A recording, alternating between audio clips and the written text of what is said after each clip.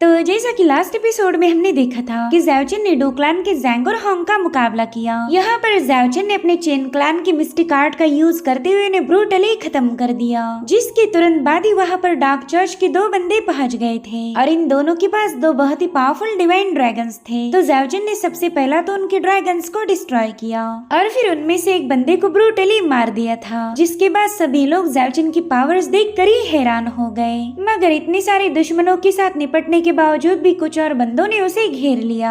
अब आगे तो इस एपिसोड की शुरुआत उसी सीन से होती जहाँ पर डार्क चर्च का बंदा बुरी तरह से घायल था, लेकिन तब तक ज़ाओ के और दुश्मन वहाँ पर पहुँच चुके हैं। तो उसे लग रहा था कि अब इतने सारे लोग यहाँ पर आ चुके हैं तो हो सकता है वो जिंदा बच जाए। इधर ज़ाओ के दुश्मनों ने अपनी पावर्स को एक्टिवेट करते साथ ही वहाँ पर काफी स्ट्रॉन्ग ऑरा रिलीज होने लगी। वो लोग कह रहे थे कि चलो ज़ाओ पर अटैक करने के लिए तैयार हो जाओ।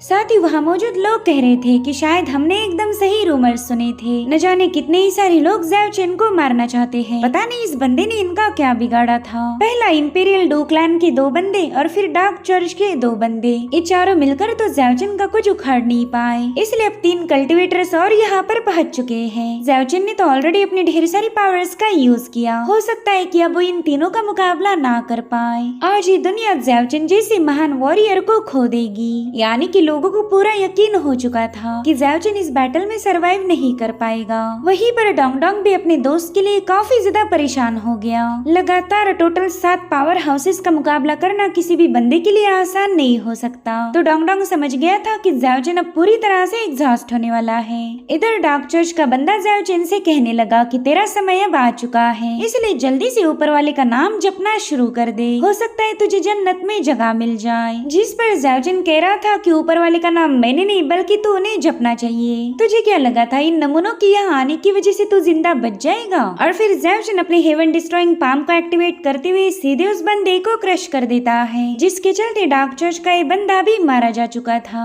इस नजारे को देखकर ये वो तीनों बंदे तो काफी ज्यादा हैरान थे। ज़ाओ कह रहा था कि आजकल के पावर हाउस तो काफी ज्यादा सस्ते निकल रहे, इन्हें मारना तो मक्खी को मसलने जितना आसान है, और मेरी पावर्स को अच्छे से जानने के बावजूद भी ये लोग मरने के लिए लाइनें लगा रहे। वैसे तो मैंने डू क्लैन और डार्क चर्च को मार दिया, अब पता नहीं तुम 3 नमूने कौन से फैक्शन से बिलोंग करते हो। अगर तुम अपने फैक्शन का नाम बता दो तो हो सकता है मैं तुम्हें जिंदा छोड़ दूं। हाँ, मगर याद रखना तुम्हारे फैक्शन ने मुझे उंगली ना की हो, वरना तुम तीनों को इन चारों के पास भिजवा दूंगा। तभी उनमें से एक बंदा कहने लगा कि ज़ाओ अगर तू जरा भी समझदार है तो बिना किसी फाइट के तो हमारे सामने सरेंडर करेगा, हो सकता है कि हम तुम्हें एक आसान सी मौत दे दे। उसकी बातें सुनते साथ ही ज़ाओ जोर जोर से हंसने लगा। वो कह रहा था, वाह तुम तो मजाक भी काफी अच्छा कर लेते हो, क्या तुम्हें वाकई ऐसा लगता है कि तुम सिर्फ 3 नमूने मुझे मार पाओगे? मारना तो छोड़ो, तुम मुझे बुरी तरह से घायल भी नहीं कर सकते। और उतने में ज़ाओ की ऑरा से वो पूरा इलाका कवर हो गया। वहाँ पर डेथ एनर्जी काफी तेजी के साथ सर्ज हो रही थी, और फिर जैसे ज़ाओ ने जमीन पर अपना पाँव पटका वहाँ की जमीन ब्रेक होने लगी। साथ ही साथ फ्लोर के अंदर से बहुत ही खतरनाक एनर्जी का फ्लो रिलीज हो रहा था। वहाँ मौजूद कल्टिवेटर्स तो इस लोकेशन से काफी ज्यादा दूर थे, मगर फिर भी उन पर भी एनर्जी असर दिखाने लगी, और अब जमीन को चीरते हुए ज़ाओ का धर्मा फॉर्म उसमें से बाहर आने लगा। ज़ाओ कह रहा था कि चाहे वो ईस्टर्न कॉन्टिनेंट हो या वेस्टर्न कॉन्टिनेंट, इस दुनिया का हर एक बंदा जो मुझे मारना चाहता है वो मेरे सामने आ जाए। आज मैं तुम सभी को एक ही साथ निपटा देता हूँ। मुझे एक लंबे अरसे के बाद फुर्सत मिली, तो क्यों ना इस टाइम का सही से इस्तेमाल किया जाए। मैं भी देखना चाहता हूँ कि इस दुनिया में कौन से वो हीरोज है जो मेरा मुकाबला करने के काबिल होंगे। यकीन मानो आज तक जितने भी लोगों ने मेरा सामना किया वो सब के सब मेरे सामने हार गए, तो मैं भी एक पावर हाउस के इंतजार में हूँ ताकि मुझे भी मेरी टक्कर का कोई मिल जाए। हालांकि ज़ाओ का ये फॉर्म देखकर भी उसके दुश्मनों को अकल नहीं आई थी। वो लोग कहते हैं कि ज़ाओ ने अभी भी 4 बंदों को निपटा दिया, यानी कि वो पूरी तरह से एग्जॉस्ट हो चुका है, और अगर यहाँ पर ये अपना डोमिनेंस साबित कर रहा तो वो बस एक शो ऑफ है। ज़ाओ चाहता है कि हम उसकी पावर्स को देखकर पीछे हट जाए, लेकिन हम भी उसके झांसे में नहीं आएंगे। और इतना कहते साथ ही उस बंदे ने अपने एक फॉर्मेशन को एक्टिवेट कर लिया था, जिसमें से वो हजारों लैंसेस से ज़ाओ पर हमले करने लगा। वहीं पर ज़ाओ भी गुस्से में आकर कहने लगा कि चलो मैंने तुम्हें मौका दिया था लेकिन तुमने उसे ठुकरा दिया, तो अब मरने के लिए तैयार हो जाओ। और अब उसका स्लैश अटैक उन सारे आइस लैंसेस को चीरते हुए सीधे उस बंदे पर हिट हो जाता है। वेल यहाँ पर वो बंदा अपने डिफेंसिव एनर्जी का इस्तेमाल करते हुए ज़ाओ के अटैक को काउंटर करने की कोशिश कर रहा था, मगर वो उसके सामने पूरी तरह से कमजोर पड़ गया। और तब तक ज़ाओजिन के स्लैश अटैक ने उसे सीधा दीवार पर पटक दिया। वहाँ मौजूद बंदे तो हैरान होते हुए कहने लगे कि ज़ाओजिन की एक ही स्ट्राइक उस बंदे को अधमरा करने में कामयाब हो गई। ज़ाओजिन तो वाकई तूफान का दूसरा नाम है। इधर ज़ाओजिन के दुश्मनों को भी रियलाइज हो चुका था कि उन्होंने ज़ाओजिन को कमजोर समझकर गलती कर दी। वो कहते हैं कि हमें तो लगा था ज़ाओजिन की पावर एग्जॉस्ट हो गई, लेकिन ये बंदा तो अभी भी काफी ज्यादा जोश में है। वहीं पर ज़ाओजिन ने अपनी ड्रैगन कैचर हैंड टेक्निक का इस्तेमाल करते हुए इस बंदे को अपनी करीब खींच लिया। वो कह रहा था कि तेरी पावर्स को देखकर ही मैं समझ गया कि तू किस फैक्शन से बिलोंग करता है। वैसे तो तेरा सेक्ट काफी ज्यादा पावरफुल और इन्फ्लुएंशियल है, यहाँ पर तुम्हारा ही राज चलता, तो फिर तुम लोग बेवजह नकाब पहनकर मुझ पर अटैक क्यों कर रहे हो? अरे हाँ, शायद तुम पब्लिक के सामने अपने असली रंग दिखाना नहीं चाहते। कुछ दिनों पहले ही तो हम लोगों ने एक साथ शराब पी थी, साथ ही साथ एक पार्टी को भी एंजॉय किया था, और अब तुम नकाब पहनकर मुझ पर अटैक कर रहे हो। क्या तुम्हें डर नहीं लगा कि मैं तुम्हारी असली पहचान को एक्सपोज कर दूंगा? वेल, ये सारी बातें सुनकर वो दूसरे असासिन काफी ज्यादा पैनिक हो गए। साथ ही साथ उन्हें ज़ाओजिन पर गुस्सा आ रहा था। वो अच्छे से जानते कि अगर ज़ाओजिन ने इनका नाम पब्लिक के सामने एक्सपोज कर दिया तो ज़ाओजिन के जितने भी दोस्त थे वो इनके खिलाफ जंग का ऐलान कर देंगे। इधर ज़ाओजिन उस बंदे का गला ब्रेक करते हुए कहने लगा कि पता नहीं मेरे दुश्मनों ने तुम्हें कितना सारा पैसा दिया था जो कि तुम अपनी जिंदगी को बर्बाद करने यहाँ चले आए। तो इस तरह से ज़ाओजिन ने लगभग 1 घंटे के अंदर ही 5वें बंदे को भी मार दिया। और अब यहाँ पर ज़ाओजिन अपने पोस्टर को डीएक्टिवेट करते हुए न जाने कितने ही सारे ट्रेजर को कलेक्ट कर लेता है, और अब वो इन्हीं ट्रेजर्स का इस्तेमाल करके इन नमूनों का मुकाबला करेगा। यहाँ पर ज़ाओजिन ने एक शील्ड को अपने हाथ पर सेटअप कर लिया था, और फिर तैयार होते साथ ही वो इशारा करते हुए अपने दुश्मनों को बुलाने लगा। इधर वो 2 बंदे आपस में ही डिस्कस करने लगे। वो कहते हैं कि बात अब काफी ज्यादा बिगड़ चुकी है, अगर आज हम ज़ाओजिन को मार नहीं पाए तो हम सब के सब मारे जाएंगे। ये सिर्फ हमसे ही नहीं बल्कि हमारे फैक्शन से भी बदला लेगा। और अब हमें कुछ दिनों पहले की कहानी दिखाई जाती है जहाँ पर हाई प्रीस्ट को काफी ज्यादा डांटा जा रहा था। उसका सीनियर बता रहा था कि ज़ाओजिन ने डिवाइन बोन में मौजूद सारे ही सेंस को एब्जॉर्ब कर लिया और फिर इस हड्डी को पूरी तरह से खाली करके तुम्हारे हवाले कर दिया। इसका मतलब ये हुआ कि हमारा रेलिक अब चोरी हो चुका। तो क्या तुम्हें नहीं लगता कि इसके लिए रिस्पॉन्सिबल कोई होना चाहिए? आफ्टर ऑल वो सेक्रेट रेलिक तुम्हारी केयर में था और फिर वो चोरी हो गया, तो इसके जिम्मेदार तुम हो। सो दोस्तों, ये लोग होली चर्च ऑफ लाइट से बिलोंग करते थे और अपनी आइडेंटिटी एक्सपोज ना हो इसलिए उन्होंने नकाब पहन लिए। तभी हाई प्रीस्ट ज़ाओजिन से कहने लगा कि तू अच्छे से जानता है कि हम यहाँ पर क्यों आए। अगर तू वो ट्रेजर हमारे हवाले कर दे तो हो सकता है ये मसला यहीं पर सॉर्ट आउट हो जाए। और इतना कहते साथ ही उस बंदे ने 10,000 सोर्ड फॉर्मेशन को एक्टिवेट करते हुए ज़ाओजिन पर हल्ला बोल दिया, लेकिन ज़ाओजिन ने उस पर एक काउंटर स्ट्राइक हिट करते हुए इस फॉर्मेशन को डिस्ट्रॉय कर दिया। हालांकि तब तक वो दूसरा बंदा ज़ाओजिन पर स्नीक अटैक करने के लिए पहुंच चुका था, मगर इससे पहले कि वो ज़ाओजिन पर स्ट्राइक हिट कर पाए ज़ाओजिन ने अपनी शील्ड की मदद से उसके अटैक को काउंटर कर लिया। इस इम्पैक्ट की वजह से ज़ाओजिन काफी पीछे पुश हो गया था और अब उस बंदे ने ज़ाओजिन पर मुसलसल हमले करना शुरू कर दिए। वो कह रहा था कि तेरी पावर्स तो अब तक पूरी तरह से डिप्लेट हो जानी चाहिए थी, मगर तुझमें तो अभी भी काफी ज्यादा दम है। वहीं पर हाई प्रीस्ट भी अपने पावर्स को एक्टिवेट करते हुए ज़ाओजिन से कहने लगा कि अब तुझे हम नहीं बल्कि हेवन खुद पनिश करेगा। और इतना कहते साथ ही उस बंदे ने अपनी होली थंडर जजमेंट टेक्निक को एक्टिवेट कर लिया। उसके ऐसा करते साथ ही आसमान में थंडर का एक बहुत बड़ा टोर्नेडो क्रिएट हो गया था, लेकिन ज़ाओजिन को तो इस थंडर को देखते साथ ही और भी ज्यादा मजा आने लगा। वो सीधे हवा में छलांग लगाते हुए हाई प्रीस्ट पर अटैक करने के लिए पहुंच जाता है और फिर उसने अपने एक ही जबरदस्त पंच के साथ हाई प्रीस्ट को सीधे जमीन का चुम्मा लेने भेज दिया। इतना ही नहीं, ज़ाओजिन ने दोबारा से जाकर उस बंदे को हवा में टॉस कर दिया और फिर क्या ज़ाओजिन ने उस पर जबरदस्त लातें जड़ना शुरू कर दी। उस बंदे की हालत तो मानो किसी पतंग जैसी हो गई थी और फिर एक जबरदस्त लात के साथ ज़ाओजिन ने दोबारा से उसे जमीन पर पटक दिया। यहाँ पर ज़ाओजिन ने इस बंदे की कुत्ते जैसी धुलाई की है। ये सब देखकर ही वो आर्मर पहना हुआ बंदा ज़ाओजिन पर काफी ज्यादा भड़क जाता है। उसने जोर जोर से चिल्लाते हुए अपनी थंडर पावर को एक्टिवेट कर लिया। वहीं पर हाई प्रीस्ट भी जैसे तैसे खुद को संभालते हुए उठ जाता है। तब तक उस आर्मर पहने हुए बंदे ने अपनी एक और टेक्निक को एक्टिवेट कर लिया। इसे इटर्नल सोड इंटेंट कहा जाता था। उसके ऐसा करते साथ ही आसमान से न जाने कितनी ही सारी हेवी सोड वहां आकर सेट होने लगी। उन जायंट सोर्ड्स ने चारों ओर से ज़ाओजिन को घेर लिया था। वेल, इन तलवारों से बहुत ही स्ट्रॉन्ग डिवाइन पावर रिलीज हो रही थी, जिसे देखकर ज़ाओजिन भी एक सेकंड के लिए इम्प्रेस हो गया और अब वो आर्मर वाला बंदा हाई प्रीस्ट से कहने लगा कि चलो जल्दी से इस पर हमला कर दो। तो हाई प्रीस्ट ने अपनी होली मिरर की पावर का इस्तेमाल करते हुए वहां पर एक जायंट फॉर्मेशन सेटअप कर लिया, जिसे 10,000 डिवाइन सोर्ड फॉर्मेशन कहा जाता था। और फिर इस विशालकाय फॉर्मेशन से अनगिनत तलवारें ज़ाओजिन की तरफ चार्ज हो गई। साथ ही वो आर्मर वाला बंदा ज़ाओजिन से कह रहा था कि चलो अब सेक्रेट डिवाइन जजमेंट के लिए तैयार हो जाओ, आज 9 हेवंस खुद होकर तेरा सर्वनाश करेंगे। तो ज़ाओजिन उन्हें बताने लगा कि ये है मेरी डिमोनिक शील्ड, मैंने हाल ही में इसे रिफाइन किया था, लेकिन आज तक मुझे इसकी पावर्स को चेक करने का मौका ही नहीं मिला। सो अब तुम दोनों इसकी पावर्स को चेक करने के लिए एकदम परफेक्ट मटेरियल हो। इतना कहते साथ ही ज़ाओजिन ने अपनी डिमोनिक शील्ड की साइज को काफी तेजी के साथ इंक्रीज किया।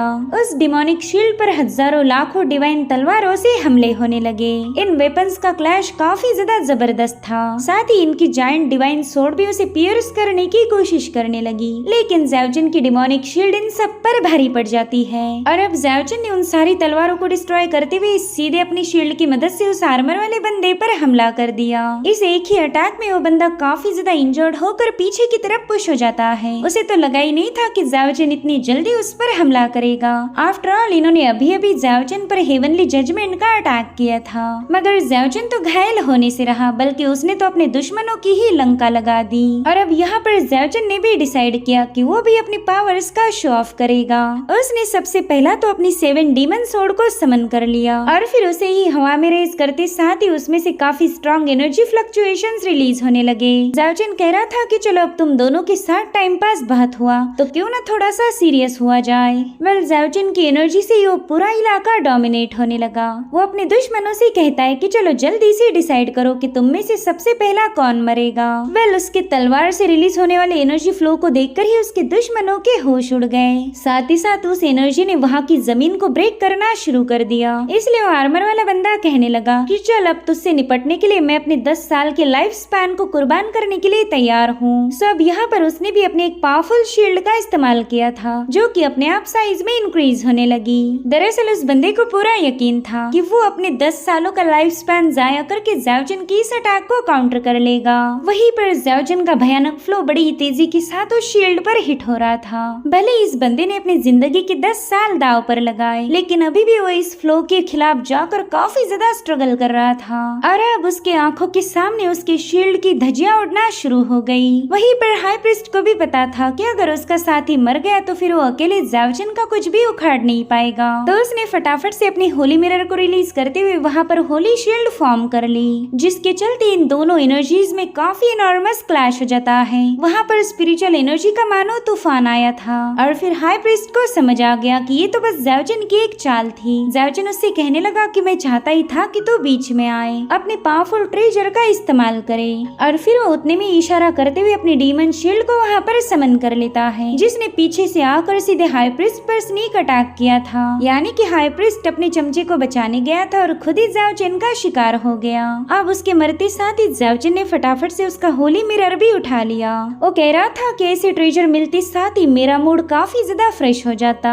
इधर वो आर्मर वाला बंदा जैसे तैसे उल्टियां करते हुए उठ जाता है। वो ज़ाओजिन से कह रहा था कि तूने एक के बाद एक करते हुए 6 वॉरियर्स का खात्मा कर दिया। वाकई तू अपनी रेपुटेशन पर खरा उतरा, लेकिन मुझे पूरा यकीन है कि अब तू भी मेरे जैसे एग्जॉस्ट हो चुका है। तो क्यों ना इस आखिरी स्ट्राइक में इस मुकाबले को खत्म किया जाए। वेल यहाँ पर उस बंदे की बॉडी से बहुत ही स्ट्रॉन्ग एनर्जी रिलीज हो रही थी। वो कहता है कि ये आखिरी स्ट्राइक ही विनर को घोषित करेगी। चल देखते हैं आज तू जिंदा बचेगा या फिर मैं। तो ज़ाओजिन ने भी अपनी तलवार को रेज करते हुए वहाँ मौजूद एनर्जी को एब्सॉर्ब करना शुरू कर दिया। उस बंदे से कह रहा था कि तूने इतनी हिम्मत दिखाकर मेरी एक और स्ट्राइक को अर्न कर लिया। सभी दोनों भी अपनी फाइनल मूव के लिए पूरी तरह से चार्ज हो चुके थे। इन दोनों की ऑरा से ही लोग पीछे की तरफ पुश होने लगे। साथ ही साथ वो इनके फाइनल अटैक को देखने के लिए काफी ज्यादा बेकरार थे। इधर वो आर्मर वाला बंदा जोर जोर से चिल्लाते हुए ज़ाओजिन से कह रहा था कि अपने अंत से मिलने के लिए तैयार हो जा। और दोस्तों अब यहाँ पर इन दोनों में एक जबरदस्त क्लैश हुआ था। ये अटैक इतना ज्यादा ब्रूटल और अमेजिंग था कि वहाँ पर जोरदार धमाका हो गया। कुछ देर के लिए तो वहाँ पर तबाही का मंजर था और फिर सब कुछ शांत हो गया। लोग भी इस अटैक के विनर को देखने के लिए तैयार थे। और फाइनली ज़ाओजिन ने उस बंदे की हर एक मेरिडियन को ब्रेक कर दिया। वो खून की उल्टियाँ निकालते हुए कहने लगा कि ज़ाओजिन मुझे एक आसान सी मौत दे दे, मैं तेरे हाथ और तड़पना नहीं चाहता। तो ज़ाओजिन उससे कहने लगा कि ठीक है, मैं तेरी ये ख्वाहिश पूरी करूंगा। हालांकि ज़ाओजिन उस पर अटैक कर पाई इससे पहले उस बंदे ने चालबाजी दिखाते हुए अपनी स्वॉर्ड को रिलीज कर दिया। वो तलवार सीधी जाकर ज़ाओजिन के सीने में स्टैब हो चुकी थी और ये सब देखकर ये बंदा जोर जोर से हंसने लगा। वो कह रहा था कि अब तुझे और भी लोग मारने आएंगे। तू अब उस पॉइंट पर पहुंच चुका है जहाँ से तू मौत को धोखा नहीं दे पाएगा। मगर उतने में ज़ाओजिन ने गुस्से में आकर उस पर पलटवार कर दिया और उसका एक ही अटैक उस बंदे को निपटाने के लिए काफी हो गया था। सो इस तरह से ज़ाओजिन ने एक के बाद एक करते हुए टोटल 7 पावर हाउसेस को निपटा दिया। उसने इन लोगों को इस अंदाज में मारा था मानो ये कोई इंसान ना होकर मुर गया हो। और अब ज़ाओजिन भी उस तलवार की वजह से सीधा घुटनों पर आ जाता है। यहाँ पर डोंगडोंग को भी अपने दोस्त के लिए काफी ज्यादा बुरा लग रहा था। मगर ज़ाओजिन इस अटैक से उभर पाई इससे पहले एक और बंदे ने वहाँ आकर उसमें अपनी स्वॉर्ड पियर्स कर दी। दरअसल ये हमला अचानक हुआ था तो ज़ाओजिन इसके लिए बिल्कुल भी तैयार नहीं था और अब वो बंदा बड़ी ही तेजी के साथ उसे पीछे की तरफ घसीटने लगा। दरअसल ये बंदा भी डू क्लैन का मेंबर था। वो कह रहा था फाइनली तुझ पर हमला करने का मुझे एक सुनहरा मौका मिल ही गया। इनफैक्ट वहाँ पर जितने भी कल्टिवेटर्स मौजूद थे वो सबके सब डू क्लैन के लोगों को गालियां देने लगे। वो कह रहे थे कि जब ज़ाओजिन कमजोर था तभी स्कायर ने उस पर हमला किया। ज़ाओजिन एक ट्रू लेजेंड है लेकिन आज इन लोगों की धोखेबाजी की वजह से वो फॉल होगा। और उतने में ज़ाओजिन के चेहरे पर स्माइल आ गई। उस बंदे से कह रहा था कि चलो फाइनली तुम मेरे सामने आ ही गए। वहीं पर अब डोंगडोंग भी काफी ज्यादा भड़क गया था। उसने वहां आते साथ ही अपने डिवाइन पावर्स का इस्तेमाल करते हुए उस बंदे पर हमला कर दिया। वैसे तो ज़ाओजिन ने उसे अपने डिवाइन पावर इस्तेमाल करने से मना किया था मगर अब ज़ाओजिन के सब्र का बांध टूट चुका। वो अपने भाई को और ज्यादा बुली होता हुआ नहीं देख सकता। इधर डू क्लैन का बंदा भी अपनी ढेर सारी पावर्स का इस्तेमाल करते हुए जैसे तैसे डोंगडोंग के अटैक को काउंटर कर लेता है मगर वो भी काफी ज्यादा एग्जॉस्ट हो चुका था। साथ ही डोंगडोंग को भी चक्कर आने लगे तो ज़ाओजिन उससे कहता है कि प्लीज मुझ पर भरोसा करो, इनमें इतना दम नहीं है कि तुम्हारे भाई को तुमसे छीन सके। और अब ज़ाओजिन उस बंदे से कहने लगा कि थोड़ी देर पहले तेरे 2 भाइयों ने मुझ पर अटैक किया था लेकिन उस वक्त तो तू सामने नहीं आया। तूने तो उन दोनों को मेरे हाथों मरने दिया। जिस पर वो बंदा कह रहा था कि वो दोनों भी बेवकूफ थे,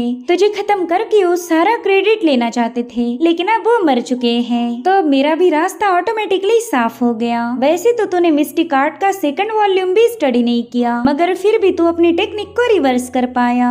इसलिए अब मुझे ये समझ नहीं आ रहा कि तुझे एक जीनियस बोलूं या फिर बेवकूफ। अब अगर बात ज़ाओजिन की जाए तो उसने तो पहली बार ही मिस्टिक आर्ट के सेकंड वॉल्यूम का जिक्र सुना था तो उस बंदे से कहने लगा कि सेकंड वॉल्यूम क्या है, मैं इसके बारे में नहीं जानता। जिस पर वो बंदा कह रहा था कि देख ज़ाओजिन मेरे साथ गेम मत खेल, तेरे एंसेस्टर ने हमारे एंसेस्टर को बताया था कि मिस्टिक आर्ट का एक सेकंड वॉल्यूम भी है। अब ये सुनते साथ ही ज़ाओजिन काफी ज्यादा सोच में पड़ गया। उसे 10,000 साल पहले की बातें याद आने लगी। यहाँ पर वो अपने फादर से पूछ रहा था कि अगर मैं हमारे क्लैन की मिस्टिक आर्ट को उसके पिक तक मास्टर कर लूँ तो फिर उसके आगे मैं क्या करूँगा, क्या इसके अलावा भी हमारे पास कोई और टेक्निक है। जिस पर चेनज़ैन बताने लगे कि मिस्टिक आर्ट के सबसे फाइनल लेवल तक पहुँचना आसान नहीं होगा और अगर गलती से तुम वहाँ पर पहुँच भी गए तो फिर तुमने जितना कुछ सीखा था उस सबको भूलना पड़ेगा। सब कुछ भूलकर ही तुम डीपर अंडरस्टैंडिंग को हासिल कर सकते हो। जिस पर ज़ाओजिन थोड़ा सा कंफ्यूज होते हुए कहने लगा कि अगर मैंने जो प्रैक्टिस किया है उसे भूल जाओ तो फिर मिस्टिक आर्ट का क्या ही फायदा।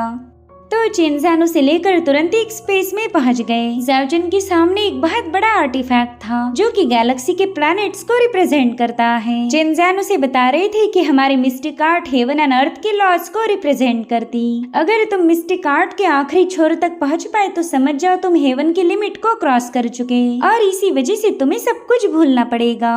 लेकिन ज़ाओजिन का सवाल अभी भी सेम था कि अगर सब कुछ भूल जाओ तो फिर कल्टीवेशन करने का क्या फायदा। जिस पर चेनज़ैन कहने लगे कि सब कुछ भूलकर ही तुम हेवन के लॉस के परे जा सकते हो। सो अब मेरी बात कान खोलकर सुन लो। जिस दिन तुम मिस्टिक आर्ट को कम्प्लीटली मास्टर करके उसके पिक पर पहुंच जाओगे उस वक्त तुम अर्थ एंड हेवन को दोबारा से रिशेप करना और वही वो पल होगा जब तुम अपनी एक नई दुनिया क्रिएट कर पाओगे। सो गाइज यहाँ पर आज एक बहुत बड़ी मिस्ट्री अनलॉक हुई। अगर ज़ाओजिन अपनी ही मिस्टिक आर्ट के एंड तक पहुँच पाया तो वो अपनी एक नई दुनिया क्रिएट कर पाएगा। यहाँ पर ज़ाओजिन दिल ही दिल में सोच रहा था कि शायद डू क्लैन के लोगों को मेरे फादर की बातें समझ नहीं आई। मिस्टिक आर्ट का कोई सेकंड वॉल्यूम नहीं है। जो भी मिस्टिक आर्ट के एंड तक पहुंचेगा वो अपनी एक नई दुनिया बना पाएगा और ये आज तक कोई भी नहीं कर पाया। सो यही सारी बातें सोचकर ज़ाओजिन के चेहरे पर स्माइल आ गई, जिसे देखते साथ ही वो यंग मास्टर कहने लगा कि तू मौत की कगार पर है, लेकिन फिर भी स्माइल कर रहा। जिस पर ज़ाओजिन कहने लगा कि बात ही इतनी खुशी की है कि मैं अपनी हंसी को रोक नहीं पाया। दरअसल मैंने तो तेरा शुक्रिया अदा करना चाहिए, क्योंकि तेरी वजह से मुझे समझ आया कि असल में ये सेकंड वॉल्यूम है क्या।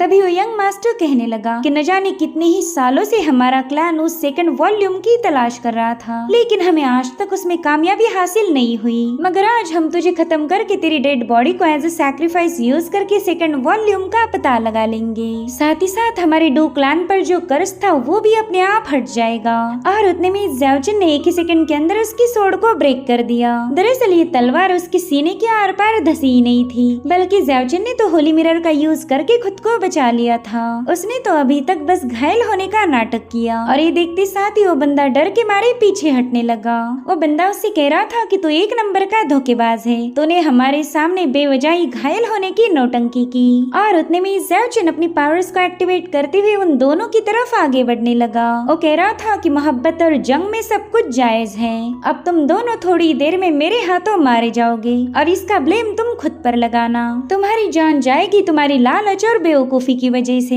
तुमने मेरे साथ गप्पे लड़ाकर मुझे रिकवर होने का मौका दिया।